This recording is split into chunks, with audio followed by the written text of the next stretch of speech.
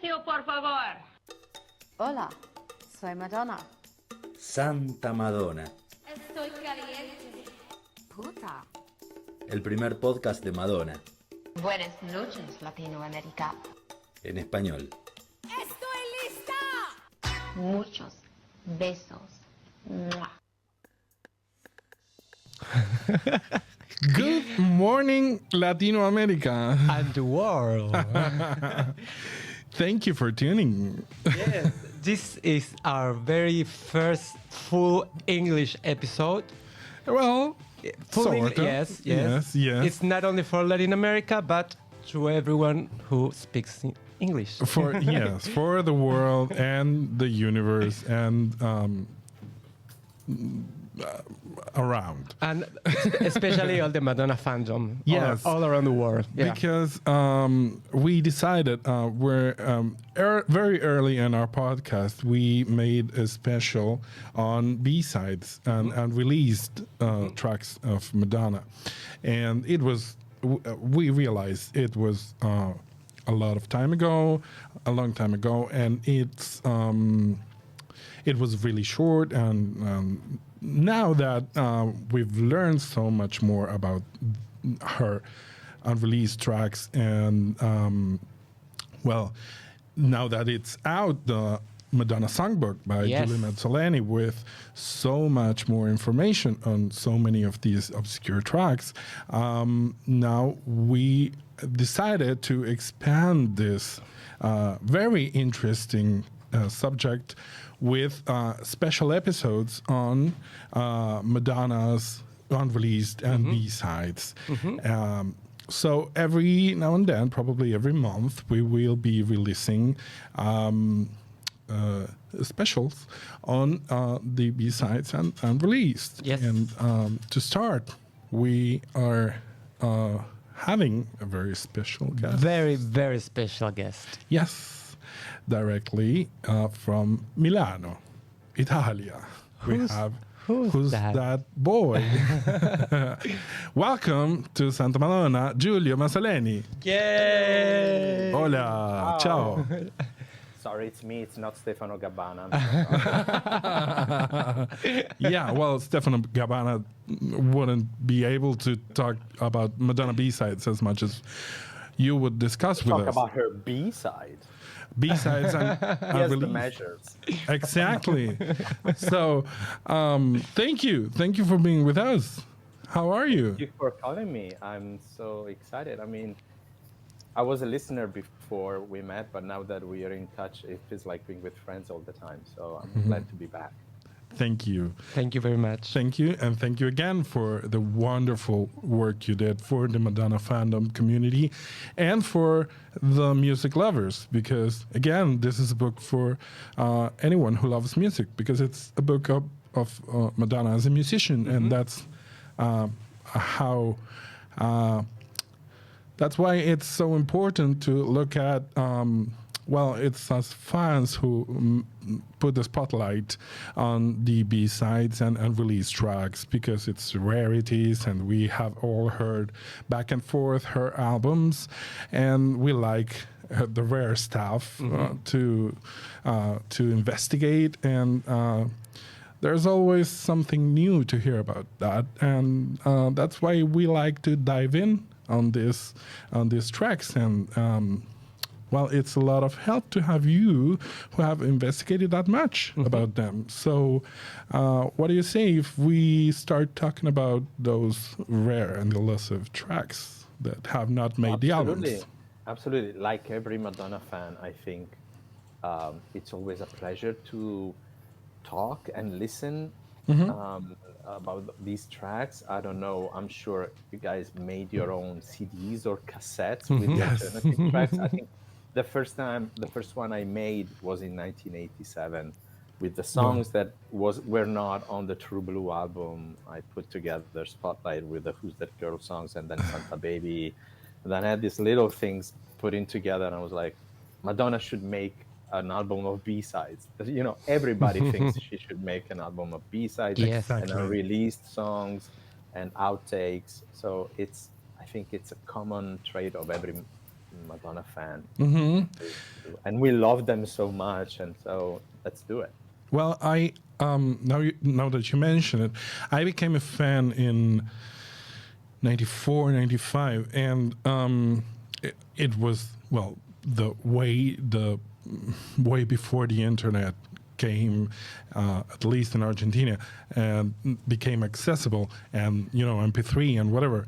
So when I started to become pen pal with a guy from England, and he's the one who in I think it was 98 that he said he mentioned Gambler, which is not even a B-side. It's a single, but since it was not in Immaculate Collection or any of her albums, I didn't know of its existence. So I said, I never heard that track. And he said he started mentioning all of these tracks that I didn't know. And he sent me via post mail cassette with unreleased tracks, and including Lights in Your Eyes, which is the forgery. Yes. And that was my first encounter with Madonna B-sides, and I would love that cassette, and I would listen to it back to back during the whole year, because it was, the new thing. New music. New music. Yes. It's like discovering new treasures every time. Yes. Regarding Gambler, it's because it wasn't accessible. Yes. Anywhere on her records. When I discovered about Gambler, I asked my friend to give me his 45 single, but I didn't have a record player. So my first record, I couldn't play it. I was like, okay, there is a song here that I don't know about, because I had the cassette player, but I didn't have the turntable. Yeah, times have changed, and now now you just open Instagram and go like, oh, a new one. Oh, yeah. And we have access to a lot of these tracks now, fortunately. So we're going to start this road on this journey. Let's do it. And the great thing is that people listening to this podcast can pause, go to listen to the song on YouTube or anywhere else, and come back. I didn't imagine this, but a lot of people are telling me this about my book. So they say that they read and that they check online. So this is fantastic. And this is the right time to make a podcast like this. So yes, it's interactive. We're modern. We're hip, girls. Yes. So first things first. So let's start with the first album. Madonna, 1983. It all started actually in 1982 with when she signed the first contract with Sire Records, Seymour Steen, and we all heard the story. He was bedridden with a heart attack, and she came and they signed. And this album came to be a bit in pieces, right? Because first there were a couple of singles, and then she signed for the album, right? Yes. And there was she signed for a single or two singles, I forget, and then an album option, and then first it was the option. First it was Everybody, which was on October 82, and then they signed for Burning Up with Physical Attraction, and then they decided, okay, let's make an album. It's enough for an album, which went really well, actually. And exactly the moment that she started recording her first single, the stories of her outtakes and B-sides started, because the choice of Michael Rosenblatt, the A&R at Sire Records, was for Ain't No Big Deal. Exactly. That's the first one. The first release. And they worked on it with Mark Kamen, and he didn't like it. And he said, we will put it on the B-side. Start working on Everybody. And they worked on Everybody, and he liked Everybody. And then they said, how can we fix Ain't No Big Deal? Then he didn't like it and just said, put it aside. And it became immediately an outtake song. Yes. Then they decided to do it for the album with Reggie Lucas, and who produced the version that we know that came out a long time later. on a Sire album compilation called Revenge of the Killer Bees, Volume 2. Which was a compilation of B-sides and outtakes from all of the artists at Sire Records. And then I think it went on to Dress You Up in some countries as a B-side. And then Papa Don't Preach internationally by request of Stephen Bray. But they discarded it again. So it was not used for the album. And because they were taking one song out of the album, that's how Holiday came to be, because they needed one song. And so Jelly Bean found Holiday, and they recorded it and delivered it in 7 days. In 7 days. That's astonishing. How one of the greatest songs that Madonna still loves to play live, and you know, one of the landmark tracks of her career. Bray, actually, I think it's originally written by Stephen Bray, right? Ain't No Big Deal. I don't exactly. I forgot to ask him, you know, because he has the publishing on that, and she has the publishing on Everybody. But we all know they collaborated. I think they had an agreement, and they would split it like that. But in truth, I am pretty sure that he helped her, she helped him. Maybe she did write something, but he told me this thing, that the original form, whatever it was, is that he was happy that he had the courage to ask her, "Will you sing this song? Because I am not good enough." He was also trying to sing his own songs, and he was unhappy with it. So maybe she didn't collaborate much. I mean, she didn't contribute enough to have publishing, but mainly, yes, he wrote that alone. Actually, in your book, you say that you chatted with Stephen Bray, and he said, "I was so disappointed they didn't want me to produce. I was not educated enough about how the music industry worked. I was summoned by Michael Rosenblatt to the first real music business meeting that I ever had. They scheduled it to tell me, this song is great, we're going to go forward, but you can't produce. The one thing I knew about music business was that because I was the only writer on the song, I could say no. So he did say no. And although they didn't say it, they just went ahead and tried, which is weird. I don't know why, because they legally couldn't release the song without my permission. And after the Cummins production session failed, on board came Reggie Lucas, which I think we can assume that the final version that we hear in the Papa Don't Preach single is the Reggie Lucas production, right? Yes. Yeah. Very clearly, yeah. Which is sparse and different, but I would love to hear the different stages of production. We have the version, the first version, which is in the Ain't No Big Deal 81. That's the name they put it in the pre-Madonna album that Stephen Bray released. That was fantastic, right? Yeah, I like it. It's kind of reggae-ish. Actually, it was, in the storytelling of Madonna's success, and from the first day, she said, "I had this cassette, I gave it to a DJ, I said, will you play it?" And he played it the next day, and people loved it. She did not mention that it was Ain't No Big Deal, and not everybody. If you go to the first interview that she did with Molly, not the first, the Virgin Tour video interview with Molly Meldrum, she explained the whole story. And she said on that tape there was also Everybody, because initially Mark Cummins played Ain't No Big Deal, which was the party song. But because Everybody became the single, in the narration it was important to tell the story that he played only Everybody. The truth is that I think the next day he played more than a song from that tape that had also, I think, Stay and Burning Up. So it was, it's incredible that it all started with Ain't No Big Deal. And that version is very party song. And I love that they couldn't afford a vocoder, so she pinches her nose and goes like,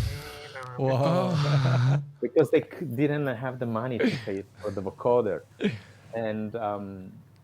And also the great thing that I discovered with this interview with Stephen Bray, which was one of the best conversations in my life, is that when the song was put aside and the single was released and they started working on the album, Madonna was like, "I'm going to try to introduce you again in the production of the album." He was trying to get in. So they went to the studio downtown in the Greenwich Village and produced a version. and presented it to Sire label, and Yes. Michael Rosenblatt said no again. So she met Jelly Bean, and so she said, Jelly Bean, will you fix it? And he tried to fix it, and Michael Rosenblatt said no again. So there's another version and the Jelly Bean remix that we don't know of. Yes. So many incarnations of Ain't No Big Deal. I want to hear them all. And actually, when the song was discarded, in its place came a Holiday. A few months later, Stephen Bray met Jane Brinton, who would later manage Chez Pettibon, and she introduced him to the band Barracuda. Yes. With whom Stephen got along very well, and decided to record the song with them, arranging and co-producing finally Ain't No Big Deal. Yes, and it's important because sometimes on Wikipedia and other sites they say that Madonna didn't have Ain't No Big Deal because he gave the song to someone else. That's not true. No. It's because It was rejected. he knew it wasn't going anywhere. He was trying to get business because he had spent months and months working with Madonna, and it was cut out. Also, on the production of the single are Michael Thompson and Barbiero, who later remixed "Open Your Heart" and "Over and Who's Over." that girl? And who's that girl too? Yeah, horrible remix. I don't like it either. The wind effect is so annoying. Yes, it's horrible. Good that we agree. So, without further ado, let's hear a little bit of the final version, which came out in the Revenge of the Killer Bees, the Reggie Lucas production of Ain't No Big Deal. Ain't no big deal to say I love you still. Call out my name, I'll be here. Ain't no big deal to say my love is real. When you reach out, I'll be there. Please don't be afraid to look me in the eye. Sad time is gone, I got no tears to cry. Don't say you don't know I'm right when I say we'll get by. Ain't no big deal. I love You this know, song. Yes. ain't no big deal. You don't like it that much, do you? This production is limp. It's weak. There's something that doesn't connect. Okay. The rest of the album is so much better. It's obvious why they Yes. left it out. Yes, And yes. it's obvious that the way Stephen Bray Madonna brought it to the label was wow. Yes. But, well, no wonder they were surprised with the stuff she came up with later. Then. Yeah, exactly. but- Especially party songs. I think it's a good example of a B-side. Yeah, perfect example. Yeah. And Of the 80s, yeah. one last note is that I love the fact that Erica Bell commented with you that they might have played this in one of the some of the track dates they did with Madonna. Yes, because in the beginning, it isn't from me. She commented On Twitter, it was- on a post on Weibo. Oh, on Weibo. Okay. Weibo 1958. She said, "Oh, I love this song. We did it once or twice. It was my favorite." Everybody was like, "Wait a second, you performed Ain't No Big Deal in the chorus."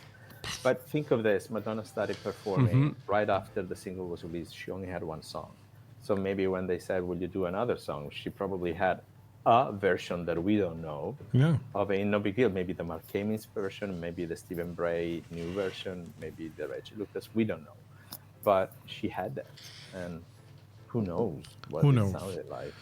Who knows? Well, a few months later, in mid-1983, right around the time the first album is released, the Vision Quest movie producers, John Peters and Peter Gerber, along with the musical director, decided to hire Madonna. They request 3 songs Yeah, from her that she will perform in a scene from the movie as a singer in a bar. The movie production began, which is how she's credited, right? The singer in the bar. Singer in the bar. Yes. There is. I think yesterday there was an interview. Yeah. With Matthew Modine. With Matthew Modine. Have you heard it? yes. Very Funny. interesting. That Yeah. that Warner decided to, because they were promoting their. You don't believe it? I don't particularly agree. I talked about this with Matthew Rettamund. What Matthew Modine said, it's because she was signed to Warner. They were pushing her to be in a Warner movie. But Warner at that time was not exactly that simple. It was not like today with the big companies, you know, the big holdings that have everything inside, because the soundtrack to Vision Quest was on Geffen Records, which was internationally on CBS, a completely different company. You're right. And also, we know that she was doing auditions and stuff, and she was getting to meet people, including the mother of Richard Corman, the photographer, who had met her when she auditioned for The Last Temptation of Christ by Martin Scorsese, and she kept in touch and introduced her to another big agent and to Barbara Streisand, and they got him that job on Vision Quest. So I'm not really sure. I think Matthew was making it very fast, just by saying she was not known, but she got the part because she was an emerging artist. Yeah. And it took, like, I think it's true that Warner was eager to get any visibility for Madonna, wherever it was. So let's get her to sing in a movie, and people will see her and get the songs. But the songs ended up on someone else's record. So that's the strange part. Okay, we don't believe Matthew Modine then. No, it's just, I think it's a bit reductive. It's like, oh, she didn't deserve it to be. She was just recommended. You know, it didn't say that, but to me, it sounded like that. Well, maybe the memory, you know, it's been 40 years, so maybe. And he has to make a long story short. He was doing a whole conference about the movie. Doesn't have, or maybe he didn't even care to know why he was there. Yeah. So the movie production began in the northern fall of 1983 in Spokane, Washington, which is a small town. And that's weird for me, that to imagine Madonna, you know, recording first album, and in that moment, that specific moment, going to shoot in a small town, you know, being unknown. And, you know, it's yeah, you have a thing about that. I have a thing about that moment. This is the third or the fourth time you tell me the same. Yes. You have to think of this. The album was out. It wasn't getting a lot of success, but the label was pushing a lot. And they sent her to Europe. Yep. And she did London, she did Paris, she came to Milano, she went to Sardinia to shoot for a national TV show for Italy. And she returned and she did the demos with Stephen Bray in his house, her apartment, and she wrote Gambler, she wrote Warning Signs with him, she wrote Shooby-Doo, Angel, Over and Over, Stay, and Pretender.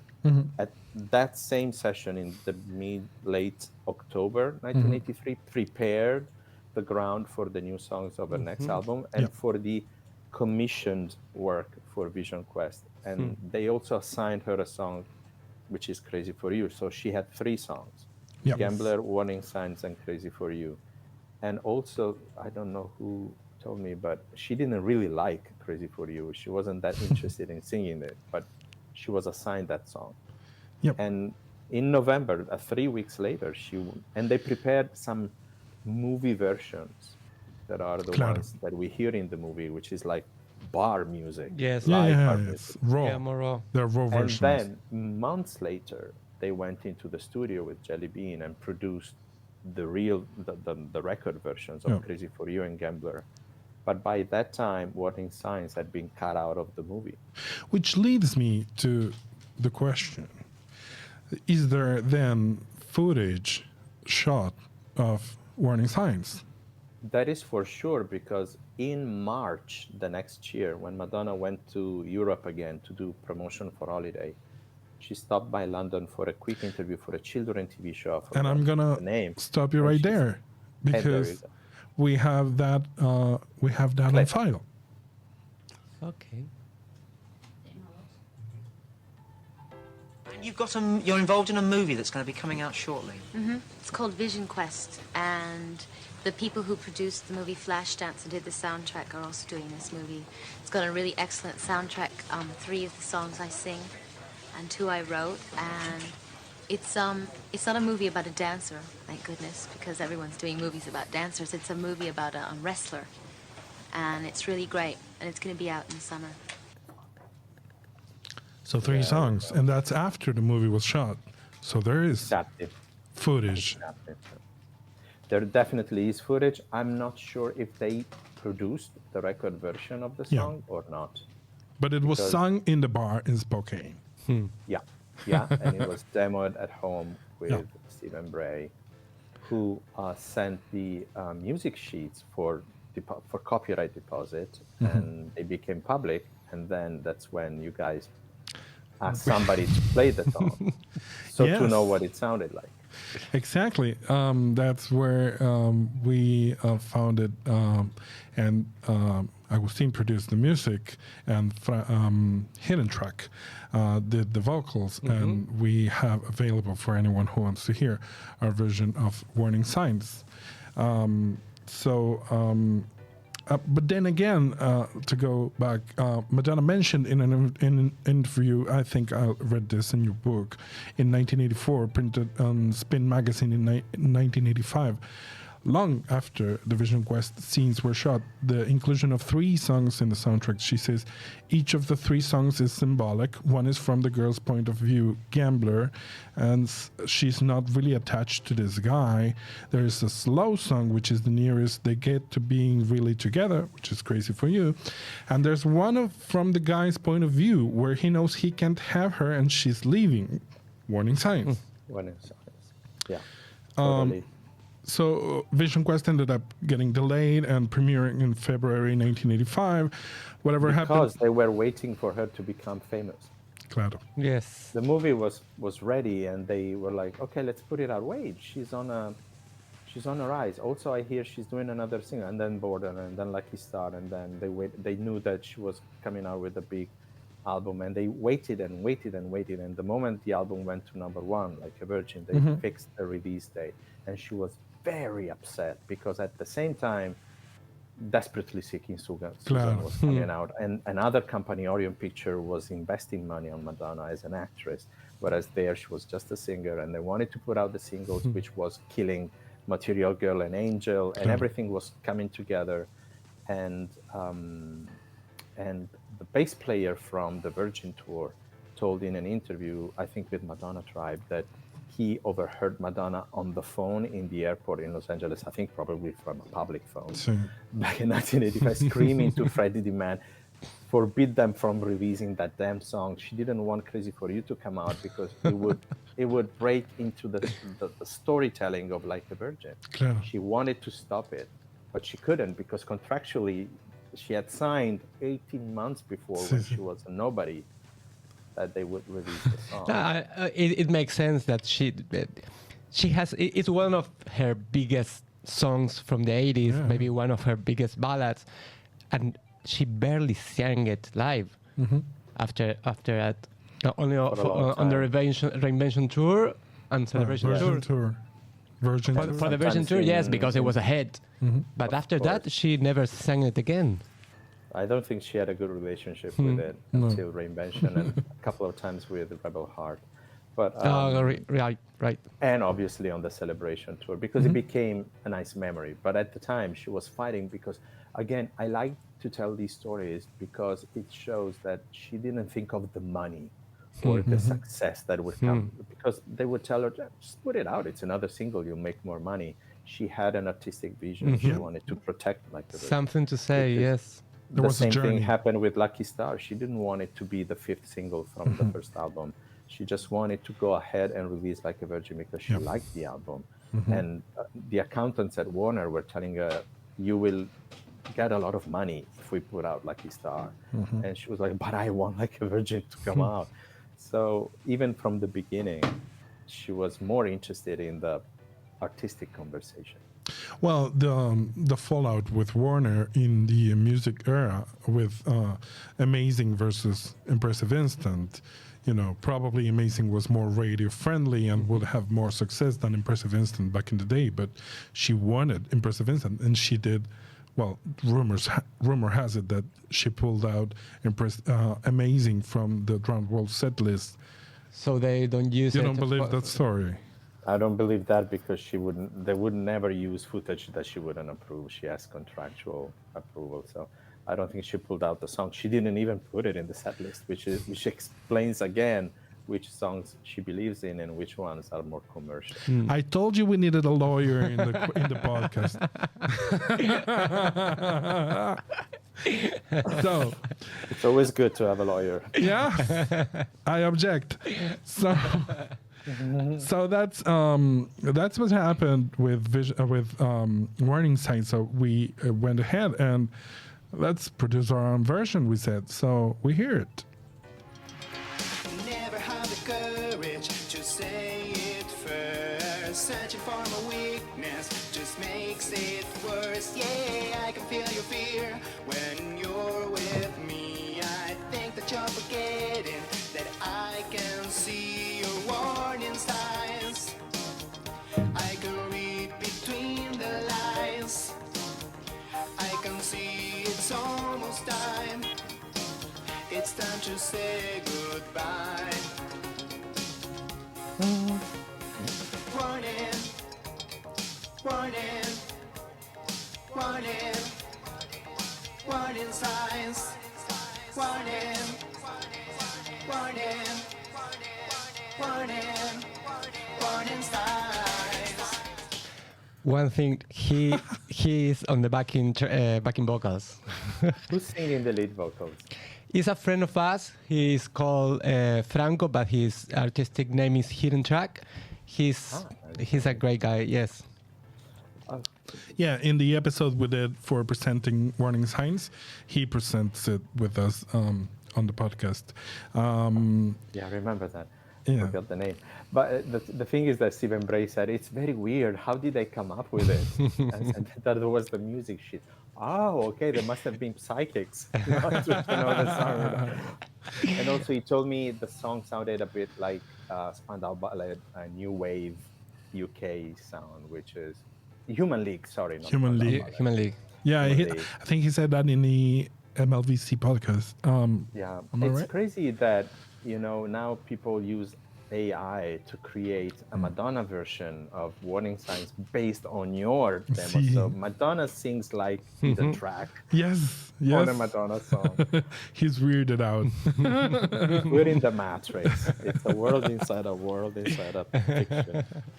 So we're gonna dip a little bit into the small territory of the Madonna vocal sessionist, which is weird.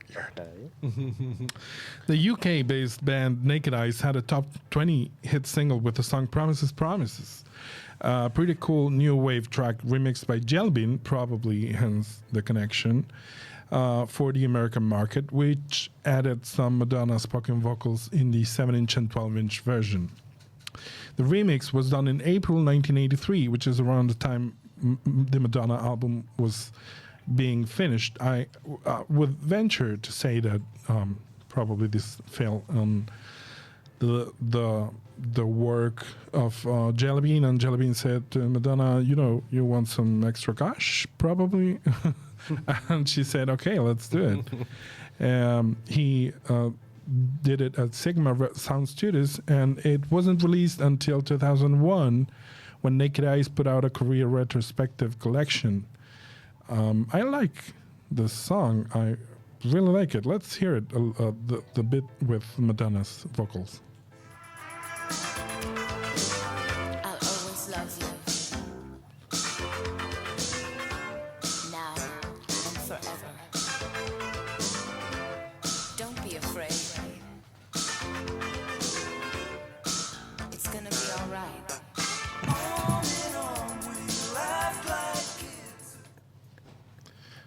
Promises, lies. I will always love you. Now and forever. Yeah, and so forth. I like the track. It's new wave-ish. Yeah, very 80s. So 80s. Then after that, we have Shake Your Head. Let's go to Go to bed. Bed. Which love is this a one. song by the band Was Not Was that united Madonna singing with Ozzy Osbourne. That was unexpected. Madonna had been introduced by Don Was after his A&R at ZE Records signed her friend's band, The Breakfast Club. The original 1983 recording was shelved because Don thought the band's music was not right with a female vocalist. In 1992, a remix of the song was made by Tommy Muster, but Madonna, widely known by then, refused permission to release it with her vocals, which were replaced with the vocals of actress Kim Basinger. However, the remix featuring Madonna was accidentally released in the UK compilation album Now Dance 92. If I remember correctly, and this is nerd as it gets, it was released only in the cassette version. In the CD version, it was not the Madonna vocals. It was only... something like that. I spent a huge amount of money to get that compilation and didn't find the version in it. And then I found out it's either on the cassette or the vinyl or the CD, but whatever it was, it probably is accidentally. It accidentally finished there. They didn't remove it from the masters. You know, you have to deliver a master for the cassette, a master for the CD, a master for the vinyl, and they made that mistake. Well, okay, let's give it a pass. In the cassette, Madonna's voice can also be heard sampled on the dub version of the song that appeared on the B-side of Was Not Was single Somewhere in America. That was on your book. That's where I got it. That's where I found it. Yeah, and it's a good song. I like the lyrics, actually. I love this song. You actually discovered it. Yeah, I haven't heard it till we were preparing this episode, and I love it. But I heard the mix that's the one that we mentioned. That's in the but accidental what year one. it was released? The It's a 1990 dance song. Yes. You know, it's not the original. They just took her No, vocals it's not the and original. changed it. Yeah, the one It's with fun. the vocals. It's fun. It goes along with Supernatural remix, something like that. It's in that area. Let's hear a little bit of Shake Your Head.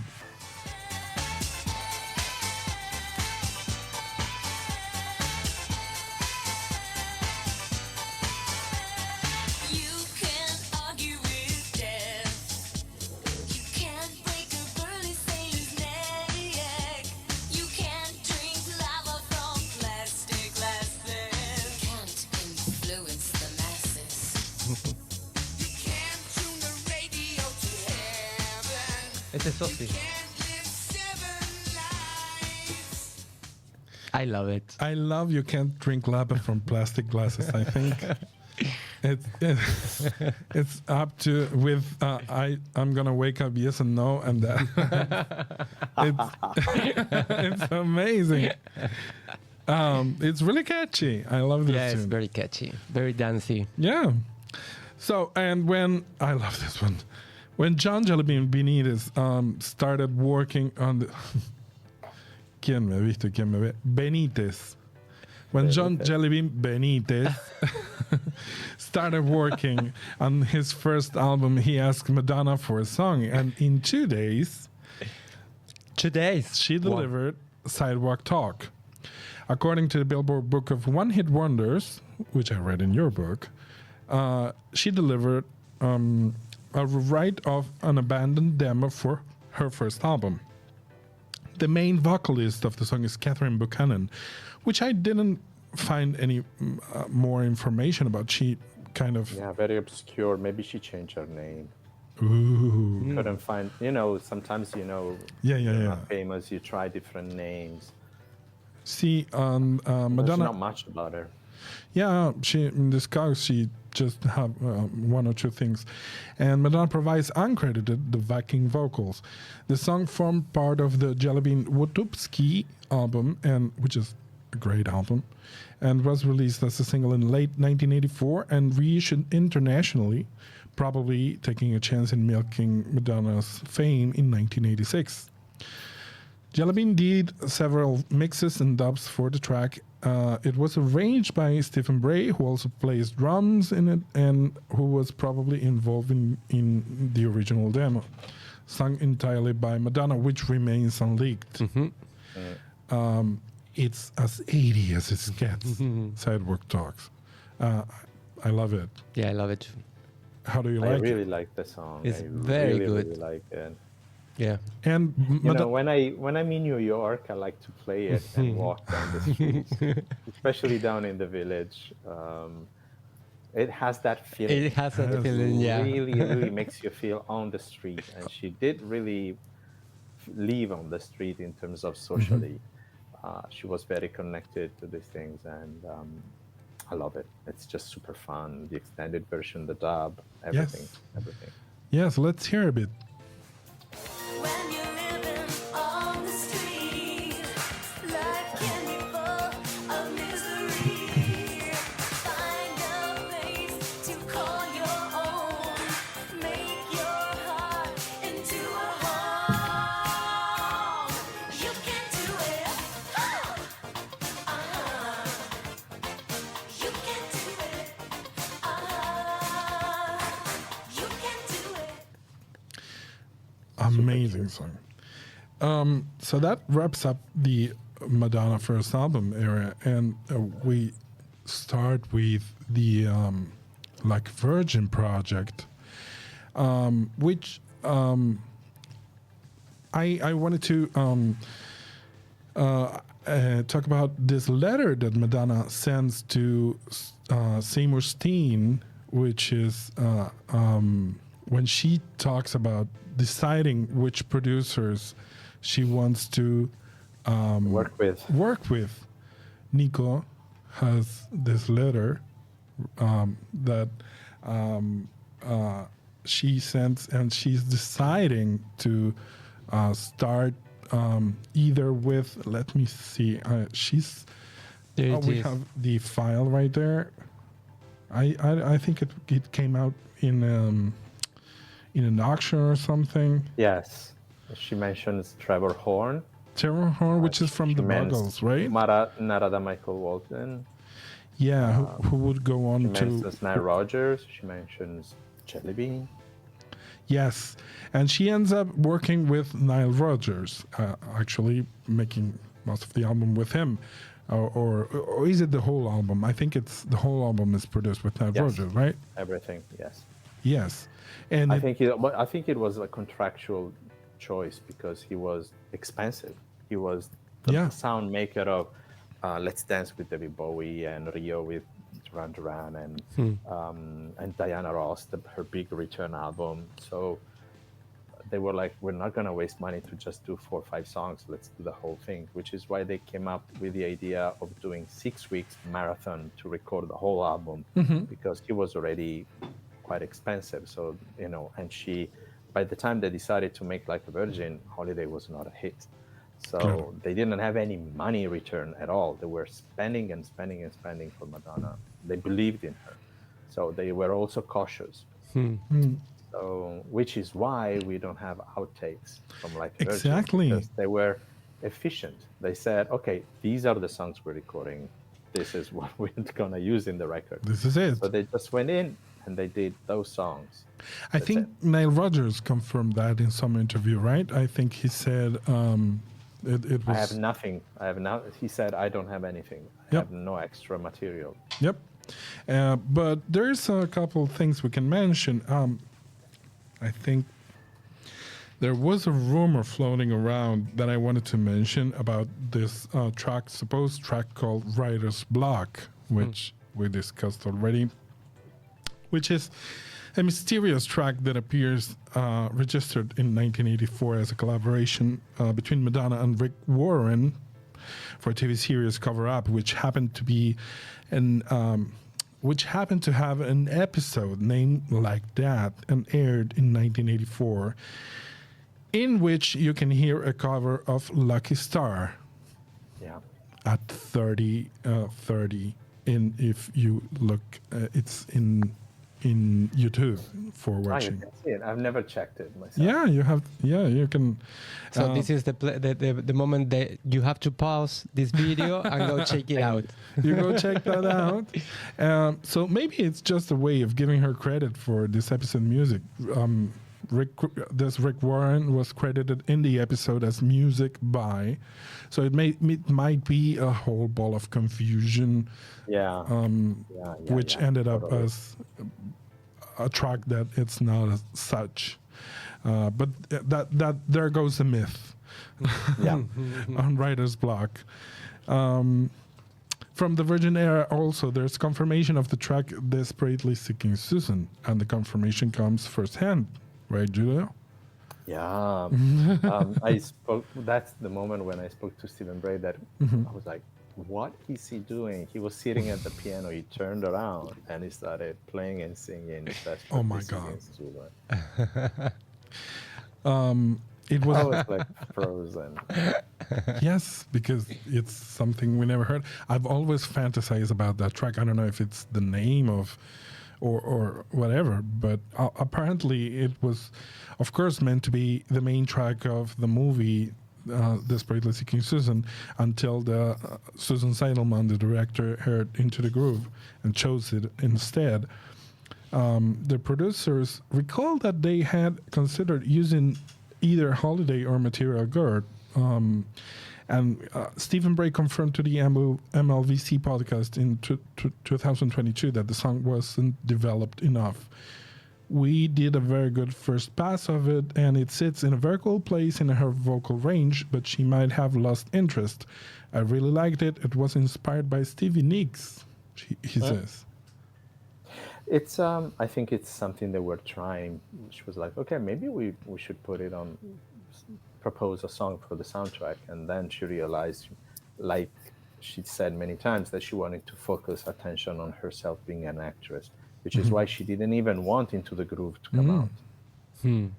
It was used very recently. I think it was like one day before I went to printing the book, that Susan Seidelman, the director of the movie, revealed that they were using Into the Groove as a temporary music that they used in the club Danceteria, which is Danceteria, the scene in Yes, it's the actual Danceteria, where they were acting. So she explained, which is how it works in the movies, when they're shooting dialogue, they're dancing, but there's no music, so that they can catch the words. And then they shoot scenes where they are dancing to the music, and then they're using the sound to merge everything. And on the set, they said, we're going to need something energetic. We're going to need something you feel good with. And Madonna said, can I give you a demo I have? And that's how Into the Groove was in there. And then they were like, we really like it. And / she's become very famous. So let's get a song in the movie. Yes. So, and that's how Into the Groove came to be. So Desperately Seeking Susan probably was just a test that she did with Stephen Bray. Amazing. Well, I put it in the book like the day before going to print. I was like, wow. You had time to correct that. Yeah. Okay. Another Madonna Bray collaboration that was written in late 1983, early 1984, and recorded in early 1985 is Working My Fingers to the Bone. Yeah. Bray confided you in the Madonna songbook that he remembered this demo from the Virgin Sessions, meaning to be a track for the movie Street Smart, which is something that we don't know much about. But it's because it's an abandoned movie project. It's a musical based on Oliver Twist. Exactly. There was a development, and they had assigned Jelly Bean the task to put together a few songs. And so he had produced, a showreel of songs that the producers would go around, not the producers, the writers would go around and pitch production companies and say, we want to make a musical with new songs about Oliver Twist. And there you go. He had Desmond Child, who's a great songwriter, Ashford and Simpson, Stephanie Mills, Jane Weedle. Actually, we have here an image. We have a tape of demos where you see the first track, Your Fingers to the Bone by Madonna and the Stephanie Mills, Desmond Child, Jane Whitlin, Ashford and Simpson, produced by John Jellybean Benitez. This movie is also part of our episodes of Madonna movies that did not came to be, that you can check as well. And it was, as you said, a pop version of the musical Oliver Twist. The production was Jellybeans, who said he found the final mix of the song in 2016 and it sounds amazing, he said. Let's take his word for it. Well, Michael Grace, writer of the movie, said that Madonna had been involved since its beginning. He said Street Smarts is not a bubblegum story. It has a touch of West Side Story with gangs and the tough side of town, but it has also the hipster feeling of desperately seeking Susan. The project took years of development, but it didn't reach the production stage. They didn't find the money, essentially. But I found a few articles about it. Yes. They were having some press helping them spread the word. So it's documented on some newspapers from 1985. We have actually,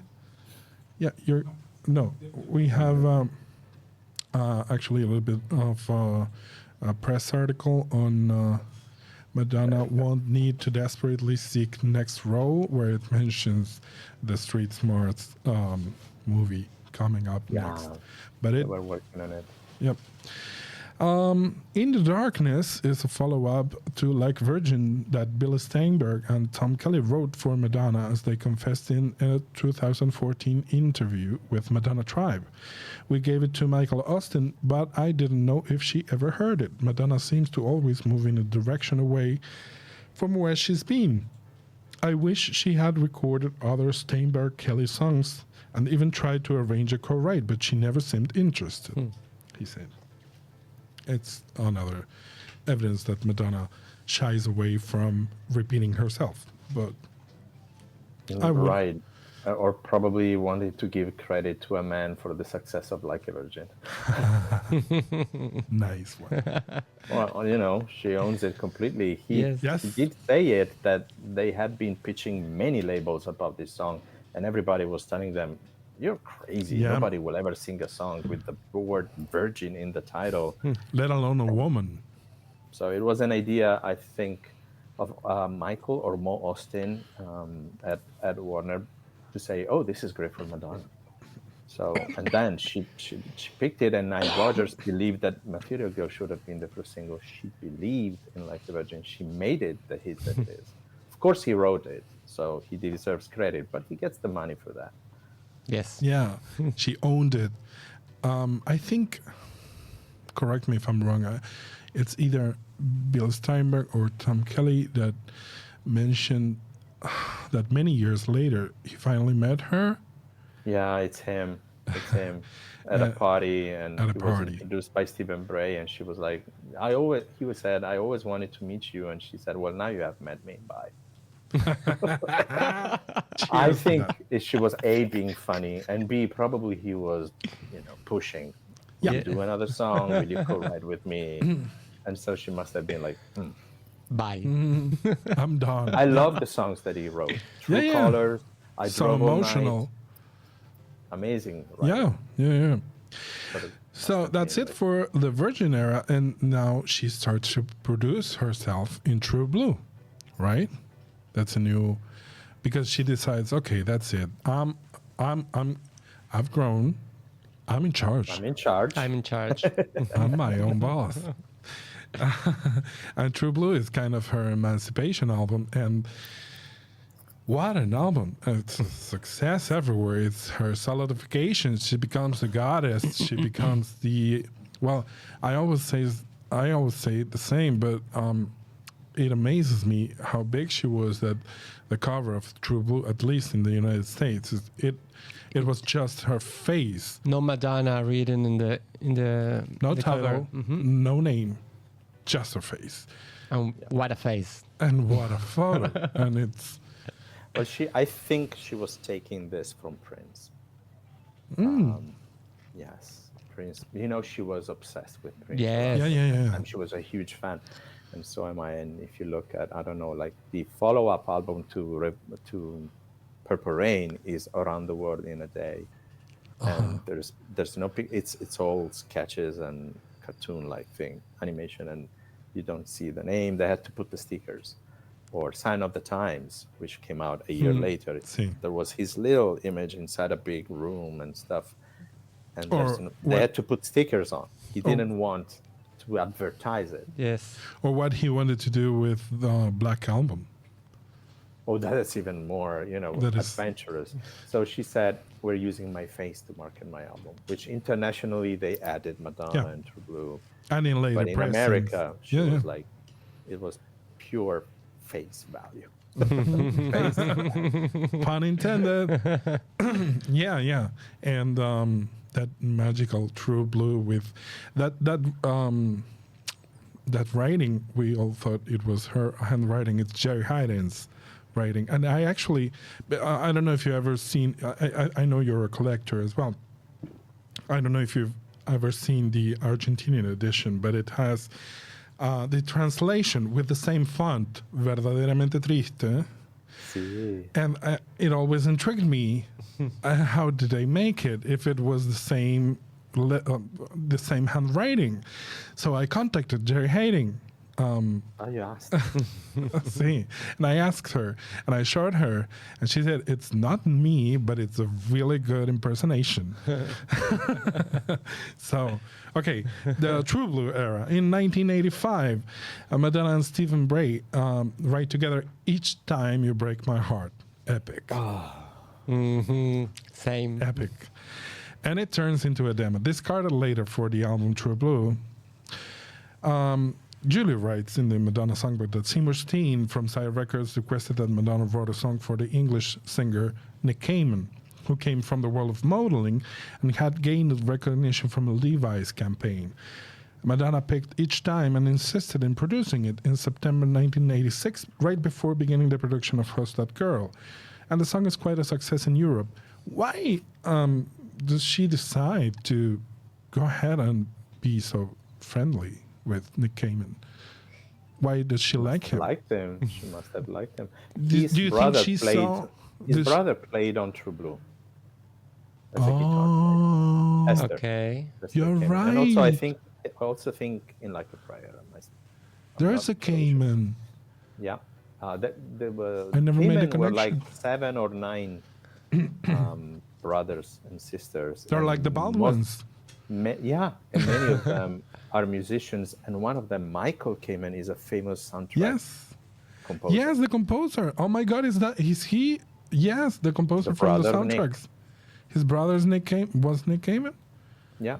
Oh And my God. Chester Kamen is a guitar player that was in the Pat Leonard circuit.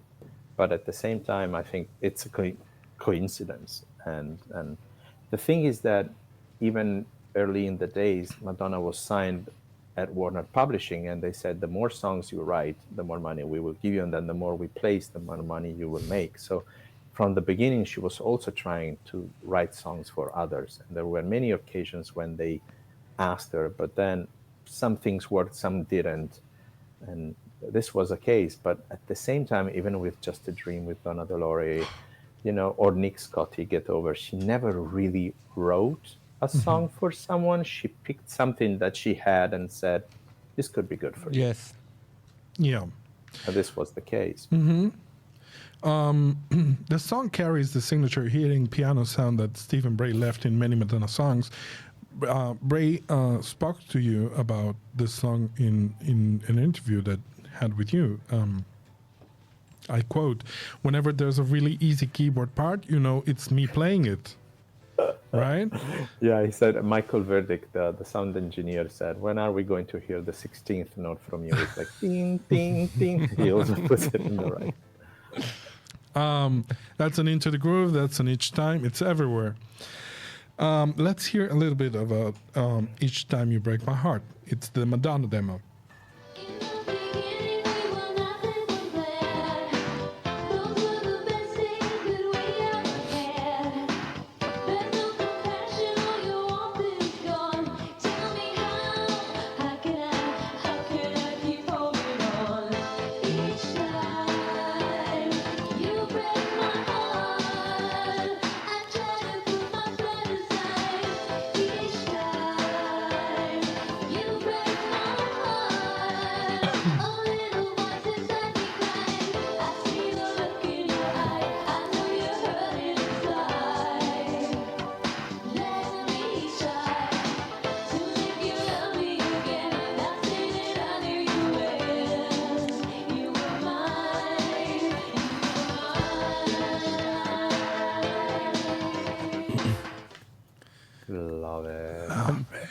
so Amazing good. bridge. Yes, amazing chorus as well. So Madonna, it sounds like a Madonna hit. You guys think it would have fit in True Blue? Yes. No, because the song, the album was about falling in love, and the song is about breaking. Very Heart. So that's why she didn't put it in. I'm so sure. Even Stephen Bray said it. Sometimes she would leave a song out just because it didn't make sense in the narrative of the whole project.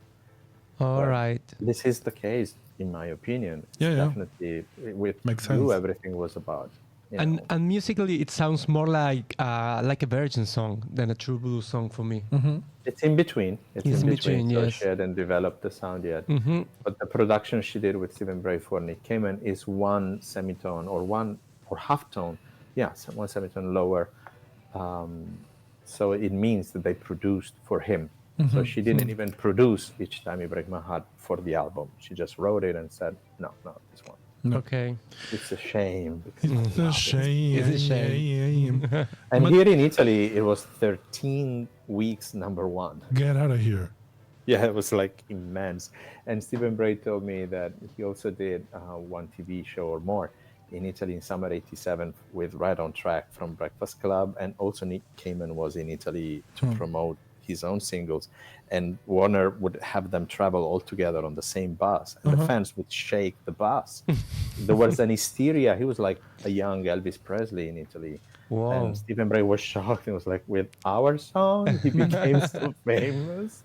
Amazing. It was his look, the fact that he would take his jeans off in the TV commercial. In Italy, he was like legend. So you Like remember Harry Styles, yeah. you remember him from back in the day when the song was big.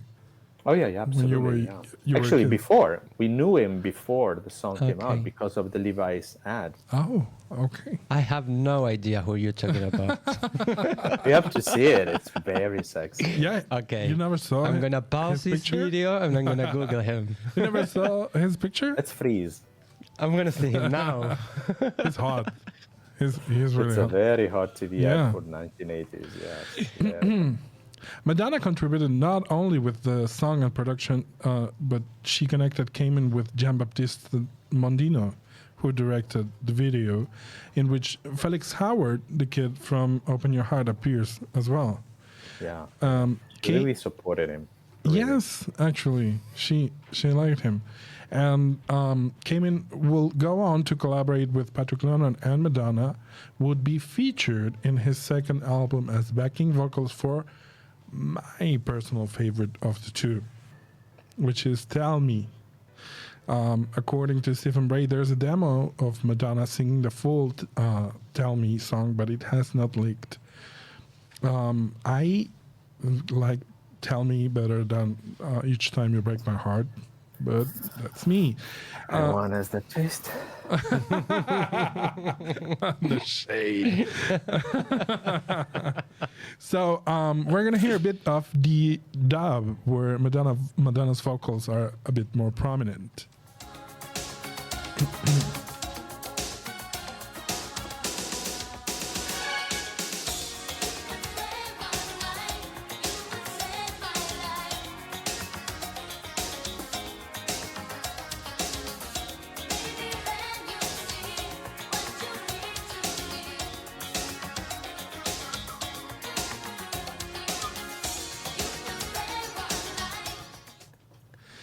You know, if you listen to those keyboard lines, they are the same that Patrick Leonard played on the Who's That Girl tour at the end of La Isla Bonita. All right, okay. They're the I'm gonna same. pause this video and I'm gonna. freeze. Bueno, shot. Okay. I'm gonna look this up. I never noticed. In another exclusive report from the Madonna Songbook, Stephen Bray confirmed the existence of this True Blue outtake, which is called "I Want You," not related to the Marvin Gaye cover, which was written solely by Madonna herself and produced by Stephen Bray in the same session of Papa Don't Preach. Bray says he thinks it was left out because it was too rock. Yeah, like a totally. He said it was a a song on its own, an experiment that she had done between Patti Smith and Pat Benatar, and the rock genre that Cher took on from the year after that. It was the sound that was coming and going in that moment, so Madonna probably wanted to try a song like that. I so want to hear this. Yeah, it's very interesting, isn't it? Yes, it is. And because we've been hearing about it for a long time, but it's the first time that we know about the content. And he said it's so Cher in the way that We All Sleep Alone, you mentioned, I think. Yeah, Sleep Alone, or all the late 80s rock songs that Cher did, but which came after that. So it's just a matter of similarity, not that Madonna was following Cher. No, It was that type of trend. Female singing. So she probably tried that song, but left it on the side. And at the same time, he told me that a song called Pipeline that everybody's been mentioning, he was like, I never worked on a song called like that. So it doesn't mean that it doesn't exist, but since the sources have been saying that it was a song written with Stephen Bray, he said, it's not me. I don't know who it is, but I've never heard of something like that. She's not me. Okay. It's not me. It's not me. Another thing I'd like to mention is that the Pet Shop Boys wrote the song Heart, which is an amazing song, with the full intention of sending it to Madonna, but they decided to keep it for them instead. Which I have mixed feelings about, because it's a great song by the Pet Shop Boys, but boy, it will have sound amazing with Madonna. Yeah, I would have loved to hear it by Madonna. Again, try artificial intelligence, and I don't think Madonna likes that much, but let's give it a try and not tell anyone. The musician Fred Starr, who played in the first album, has also commented that he worked in a couple demos with Madonna. I smell smoke. a liar. But it's worth mentioning as a rumor. He was very helpful for our first few records. He had this quality of bringing good keyboard sounds. He did the keyboard descending sound, tin, tin, tin, tin, on everybody. He did this. He had the idea of the string session in Papa Don't Preach. He did the Lucky Star synths. He overdubbed Jimmy Jimmy. So he was definitely involved, and maybe he did give her a couple of tapes and saying, would you like to try? More rumors come from back in 1987. They mentioned that Madonna would have worked in music with Brian Ferry. Yeah.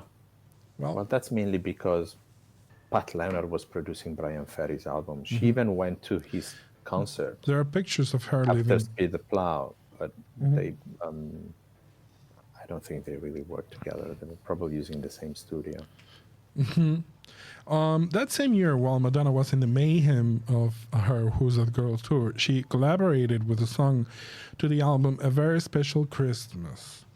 The record, which also gathered songs by Sting, Eurythmics, Whitney Houston, U2, and Bryan Adams, is the first of various albums produced to benefit the Special Olympics. Here we will find the only song in the Madonna catalog that's related to Christmas. Thankfully. Thank God. It's a cover of the 1953 classic Santa Baby, made popular both by Eartha Kitt. The strings here are played by the late Jeremy Lubbock, who would go on to work with Madonna in I'm Breathless and This Used to Be My Playground, among others. Let's hear a bit. Yeah. Let's hear a bit of Santa Baby. Think of all the fun I've missed. Think of all the fellas that I haven't kissed.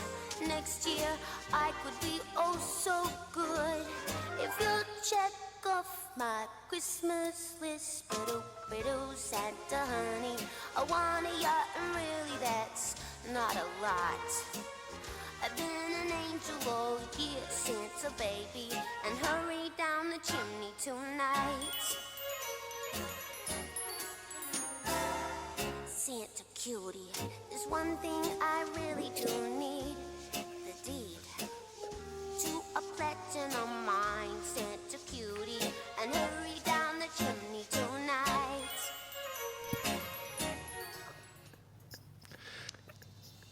I like. She didn't Santa want to do Baby. it. You think so? No. Seymour Stein said that. Ah, She didn't oh. want to do it, and he had to insist, and then he spoke to Sean Penn to convince Madonna to do it. Okay, well, Maybe that's the decision. Why she made the decision of sing it like a silly girl. Like a- Maybe like, yeah, okay, I'm mocking about this song. no, it's a nice character. I think she I didn't love want to it. repeat. I didn't think she didn't want to repeat the Material Girl situation because she didn't want to be perceived as the Material Girl. And Santa Baby is Material Yes. Yeah. Girl Christmas edition. So that's why she chose the ironic Yes. Let's vocal. give it to extreme. Yeah. Yeah, she sounds a bit Nicki Finish. Yes. Nikki Finn. Yeah. Yeah. Sure.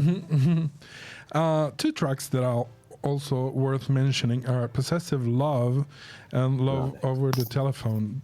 The first one is co-authored by Madonna. I love Possessive Love. Co-authored by Madonna and Pat Leonard and keyboardist Jay Winding, who would become the musical director of The Blonde Ambition and The Color Show. This particular song was explicitly written for this is the exception to the rule, was explicitly written for Marlene Martin, according to what she recalls in an interview in 2020. Madonna asked Pat Leonard before agreeing if Martin was a nice person. That's cute. Is she a nice person? Okay, I will do it. That's nice. It's cute, isn't it? It's not business. It wasn't business for Madonna. No. She was at the top of the world. She Of didn't course. need to do it. And they were like, will you please write a song with us for this girl? And she said, is she nice? Is she nice? Not is she going to sell a lot of records. She said, is she nice? Well, she didn't, actually. The song, no, the song, which had Donna DeLaury in backing vocals, went on to become the first single of the This Is Serious Marlene Martin album released in early 1988. And Martin, in return, participated as backup singer in Madonna's song Cherish. Oh, you can hear her voice very clearly. It's very clearly her, yes.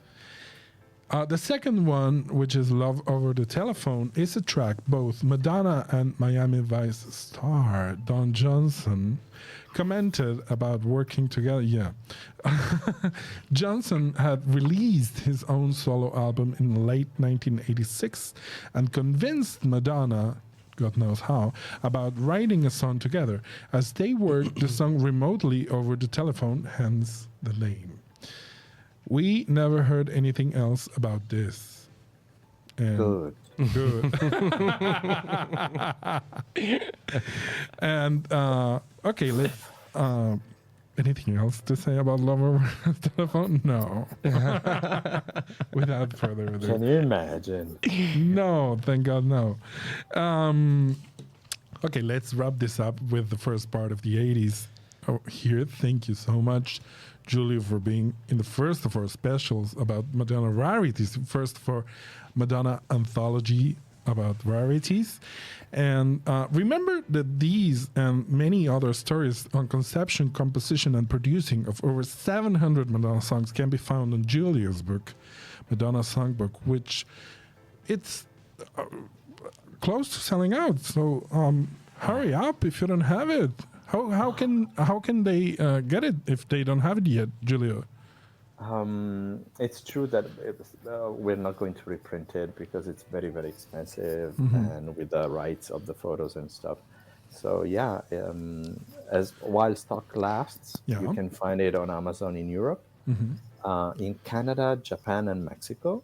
And for the rest of the world, you can go onto my Madonna Songbook Instagram page and find it at the link in bio. You can order it directly from the publisher, which I understand ships it very nicely inside very hard boxes, whereas Amazon sells it in boxes that sometimes people receive mishandled by the courier. It's not their fault. But whereas everybody's been complimenting on the way that Antigua, my publisher, ships it, so they're very, very nice. It's expensive because it's 3 kilos, so for the courier to reach remote areas of the world is quite expensive. But I promise it's worth every It's penny. worth every penny. Yes. And Really heavy. Ah, there it is. you can work out on it. But but exactly. Feel the fever. And for the whoever is in Argentina or Latin America, I think as well, Antigua Edisoni has really nice bundles. If you ask for 2 Or more copies. Yeah, actually, everywhere in the world. If you check, Okay. if you check it up when you put it in the cart, if you buy more copies, the shipping cost doesn't go up, doesn't double. If you buy 2 copies, it's a bit more, it's a bit cheaper, and so it's worth it. It's best if you go like with 2 friends, let's buy it together. Yep. If you have another friend, obviously. Yes. Let's hope you guys have friends. So you can follow us in social media. On Instagram, you can follow Giulio at Madonna Songbook, right? Yes. Right. We are Santamadonnapodcast and on Instagram, and On X or Twitter is STA Madonna. and you can email us at santamadonnapodcast@gmail.com. And if you want to collaborate with us, send in love or money. We don't complain. You can find our links. You can do it via Patreon or PayPal, whatever it works for you and for us. Yeah. And finally, we thank Monk and Emma Gomez Miranda, which is our graphics support. He's our editor, and he's our angel of everything.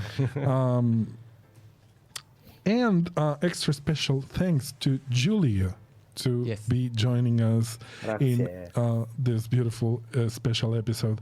Very thanks to Male, our operator here in Monk, which is the best Swiftie we know. And we're becoming here a Madonna fan. Yes. And Santa Madonna somos en las voces Agustín, Diego Alejandro Parrilla y en la producción Nico Capeluto. Thank you. Bye bye. Ciao.